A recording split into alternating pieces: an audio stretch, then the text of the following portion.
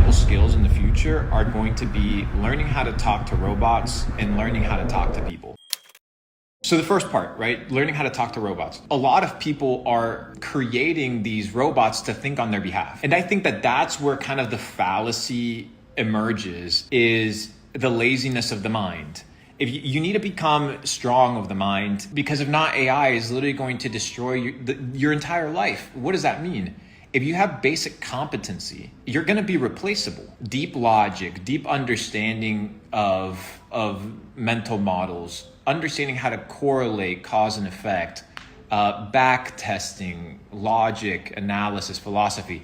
These are things that are more difficult to replicate. We're going to enter a future whereby people are going to treat these AI models, right? First, they're going to be convinced that these AI models are precise. Just like people have been conditioned to believe that school is precise, that don't question it, things of this nature. It's going to happen eventually with AI models. Don't question it. This is the truth, ultimate source of information. You enter a realm of belief system. And the problem with beliefs in business is that beliefs aren't good enough to make good decisions. Conviction alone is not enough. Conviction alone is not enough. You need a process, you need a plan, you need a strategy, you need a mind map of where you're going to go and what are the steps that are going to get there. Now, Miyamoto Musashi famously said there are many ways to the top of the mountain. So if the AI model per se presents to you 10 alternatives on how to approach a specific business or a specific style of copy to write, most people lose their patience and they just run with that. But that is just one way to the top of the mountain. What if there's other approaches, and what if the approach that you've been given is not the best one? Now, prior to instilling this thought of what's going to occur in the future with regards to AI models, if you reverse engineer that to the present moment, people do that as well with who they listen to. So they'll go on YouTube, they'll see somebody has X amount of followers, and you guys have to do it with me as well. And I encourage you guys to do it with me as a regular member of the Capital Club community and this internet ecosystem. You need to be able to kind of question people's logic, right? So if I give you guys an example of, hey, there's a reason I'm doing this, and this is the strategy, and this is my logic. Somebody, right, it shouldn't be this glorification of, okay, this individual knows all. No, it's, okay, let me take this concept, digest it, identify the strengths in this conversation, identify the weaknesses in this conversation, identify the weaknesses in the mental model, identify the strengths in the mental model, adopt what you need to adopt, and let go of what you need to let go. So most people become in love with other people's belief systems and other people's ways of being that they don't become themselves. So when you look at Luke, right? Luke is merely Luke. What is it of Luke that you can extract that is of value to you and that's going to help you level up? What is of encouragement? What is of motivation? What are the data sets that are going to get you to the next level? Obviously, in a person that wants longevity, they'll issue reciprocity in that, but I don't care about reciprocity. I don't need reciprocity. The reciprocity for me comes given to me by the universe, by universal law, right? I'm just planting seeds and eventually they'll come back, right? As a good farmer that I am, that we all are, just planting seeds. Anyways, once you begin understanding that AI is going to take one of two approaches, it's going to enter humanity into a state of renaissance, which is the approach, which is the way of the digital stoic. It's utilizing AI models to facilitate your way of life while still controlling them, understanding them, and utilizing them as little robots that you send off to work for you 24/7. They're highly effective. When you study Henry Ford's genius did not come from his invention of the car, because he was not the first one to invent a steam car, nor was he the one that invented the fastest one, nor was he the first guy to invent the race car, right? In fact, he failed multiple times, but he invented the factory. And the beauty of the factory is that it automated and removed emotion from the equation, and it systemized things in a process of order. So from entropy, you use knowledge.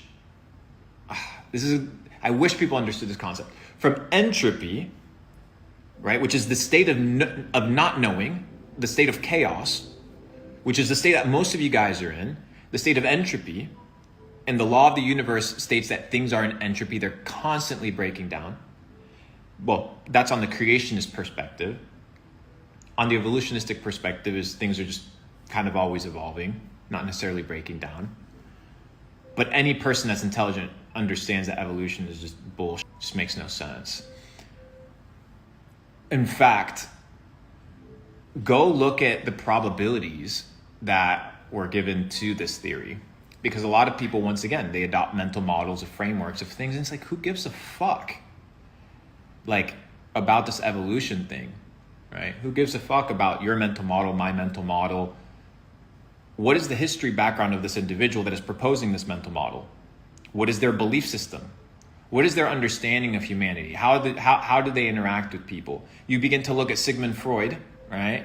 Who's another person that is deeply instilled in the culture of philosophy of today and of psychology and psychotherapy and mental frameworks to operate and see life. He was fucked up, right? And his belief system was fucked up. So when you begin to analyze him, then you're like, maybe the mental models are not worth adopting, or maybe I'll be careful when listening to this individual as if this individual knew absolute truth. So you take that same framework, you adopt it with AI, you can utilize it to be a renaissance in your life so that you can begin to work on the arts, on your mind, on your body, like a digital stoic, going back to the era of the development of self as the ultimate fulfillment and the ultimate endeavor. Because there's nothing, like, if you're guys, listen, you're going to suffer. I hope you understand that your life is going to be full of shitty situations. Like, you're not getting out of it. This concept that you're just going to randomly be sitting on a beach one day with a ton of money and no problems, it's just bullshit. Life doesn't work that way. You're going to suffer. But the thing is, what if you could control, just like you can control the logic of an AI model within a sandbox, what if you could control the source of pain that you're supposed to experience within a sandbox effect as well? So you position yourself to experience pain, the pain of discipline, right? The pain of consistency, the pain of dedication, the pain of effort, the pain of not taking shortcuts, or you will experience the pain of regret. Oh, you fucked up. Oh, you messed up. Oh, you didn't do what you were supposed to do. Never have I ever heard of a person go to the gym, exercise, have a phenomenal workout, give it their all, get back home and say, I regret it. Never once in my life. Never once. Now people hear questions. They sit down and they're like, I'm gonna question if I'm going to go work out. I'm like, why are you going to question something that you know is good for you? It's because your mental model and your framework towards that action is not developed properly. You think that going to the gym is a task because it's not part of who you are. You think that exercising is a chore because it's not part of who you are. The ethos of who you are is fucked up. Your mental models on life are wrong. So pain of discipline or pain of regret. Choice is yours. You have to go through it anyway. So you pick controlled environment of pain where you understand that you have to go through the process. Because remember, in the process, you're fortifying yourself. You're fortifying your mind, you're fortifying your soul, your body, your relationships, your networking, your skills. You're becoming better, stronger, more powerful, which is the goal. Or the pain of regret. Oh, that sucks. It sucks. But like, they both suck. But one has a given outcome and the other one has a given outcome. What is the given outcome of somebody that does nothing? They get nothing.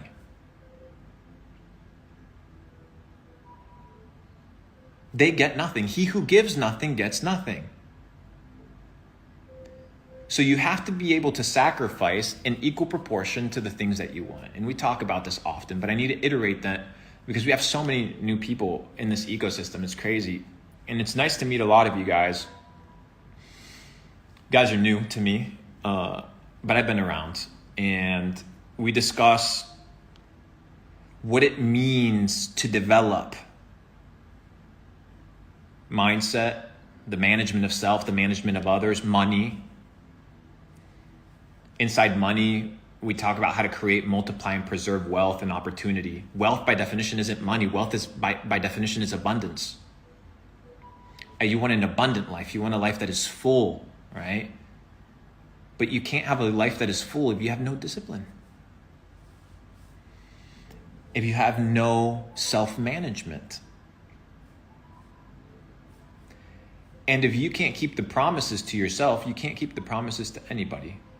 If you can't tell yourself you're going to do something and you're going to follow through because you understand that the mental model and framework is already established, there is no more thought that is allowed towards this action. It's determined, predetermined, done.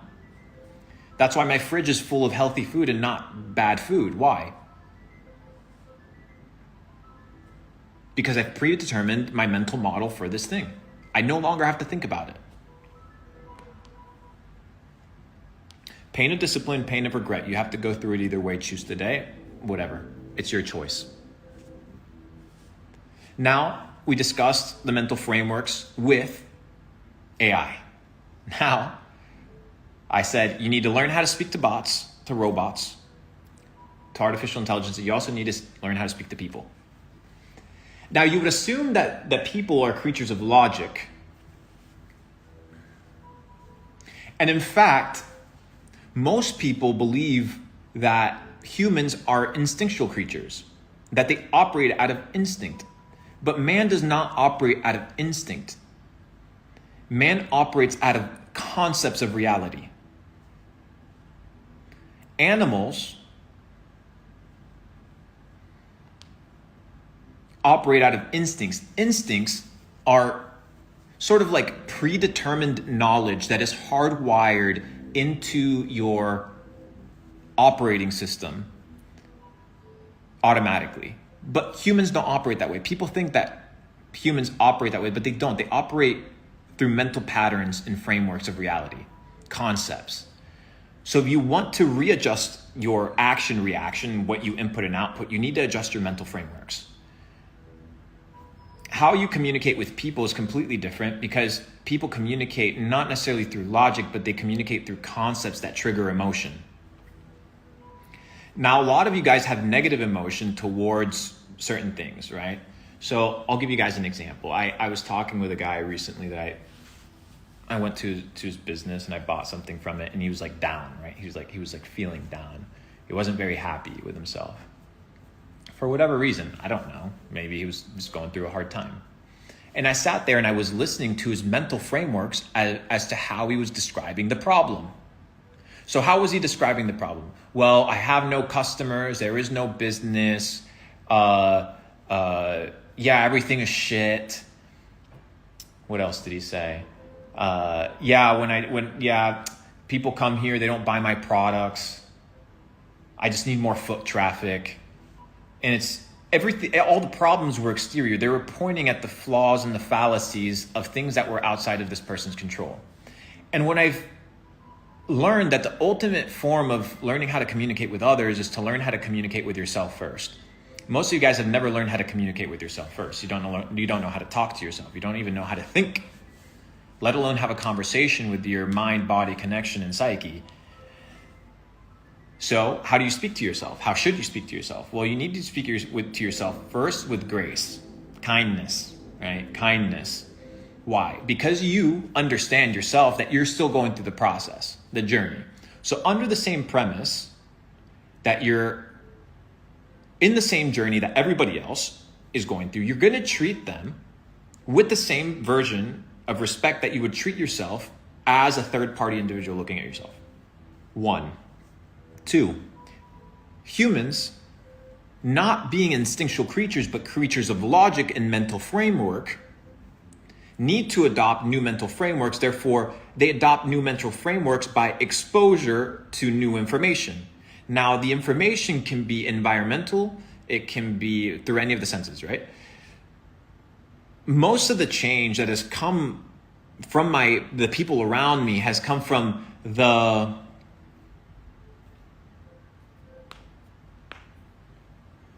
cross-pollination of my habits and my essence of being instilled into other individuals. I don't have to speak to people to convey my message. That is the biggest fallacy that people have had, is that they need to open up their mouth to communicate. You have challenges with your parents. You have challenges with your friends. Speak with something else. That's how you have to speak to people. People do not operate out of logic, so when you speak to people, you have to speak through action, right? You have to speak through action. You have to speak through change. You have to show evidence. That's why the Bible says, by their fruits, right? The fruit of what? The fruit of the seed, what you've inputted, the fruit. By their fruits you shall know them. So people spot hypocrites. People are just looking at people are done with the bullshit. They just want to look at the results. What is the fruit of this individual? And you communicate to them what you want to communicate through what? Through your actions, through your consistency, through your authenticity, through your truth. Not through your words. Not through your words, but through your actions, because that's how people learn. Crowd mentality, mob mentality operates off of the cloning of behavior. Behavior, right? A lot of people, they don't change mindsets first. They need to observe that the new way of being is better, because you're in essence telling people that their entire mental model and framework of life is wrong. So instead of telling them, like a lot of these guys on the internet, they just like tell them like, you're wrong. Bro, that's not how you convince people. Convince people that they're wrong through shutting the fuck up and leveling up. You're out here trying to be an advocate and a disciple of what? In a prophet of what? You want to be a prophet of what? You can't even be a prophet to yourself. You preach to yourself. You can't even honor what you tell yourself, let alone be preaching to other people. You want to change other people because it's hard to change yourself. You lazy piece of shit. Come on, we all know the truth. It's super difficult.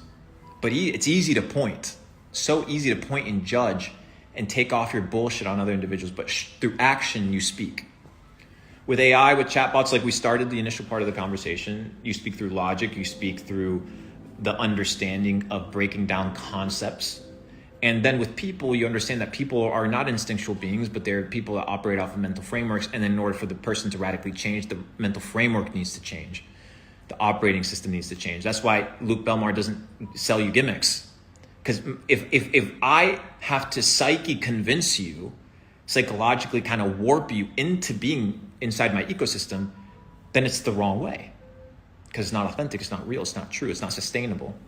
If I have to run ads to have a business, it's bullshit.